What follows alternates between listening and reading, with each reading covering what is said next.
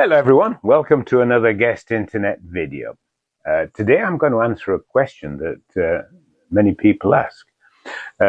Because guest internet products, as most of you know, are used to provide an internet service for a community or maybe customers in a hotel. People say, well, what's the difference between using a guest kit and just having an open Wi-Fi? Because I can connect a wireless access point to my ISP service, satellite, and let everybody have access, okay? Well, guest internet provides a lot of important features. First of all, if you let people have a free-for-all, everyone connecting to one internet service, it's going to degrade the service, it's going to get slow for people, and you risk having a problem called network congestion, which means that too many people are connecting, and so everyone gets disconnected. So that's the risk. Guest internet products avoid that. This is a Star 15 kit, for example. It's got a GISK1 and an AP1200F outdoor wireless access point. So it provides Wi-Fi indoor and Wi-Fi outdoors. And this will connect to an ISP. It can be a Starlink, or it can be maybe even a 4G type modem if you want to do that. And we have a lot of controls to make sure that the service is shared out equally and not abused. First of all, the service is what we call on demand, which means that people need an access code to get access, which they can get or purchase a voucher like this. The guest internet can print out vouchers like this, and so we can cut those up.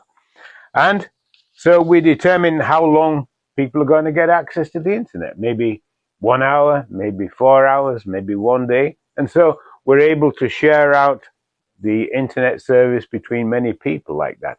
Also, the guest internet provides a lot of protections for you if you're providing the service. For example, you can block websites. You can block people sharing copyrighted information, which if you're using a Starlink service, people sharing copyrighted information will get your service terminated. So you have to be very, very careful with that. Okay. We also have protections if somebody's computer or somebody's device has a virus, it's going to block that virus, protect the network from it. Okay.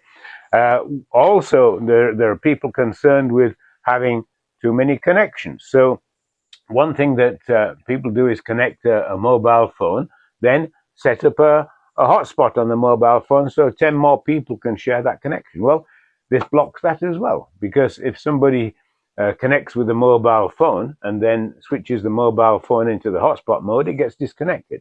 So we have a lot of different measures so that you can share an internet service.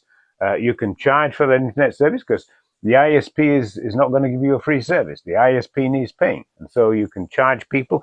The great thing is that if you're sharing one service between many people, then the cost per person becomes very low, especially when people are limited to a certain length of time connected to the internet.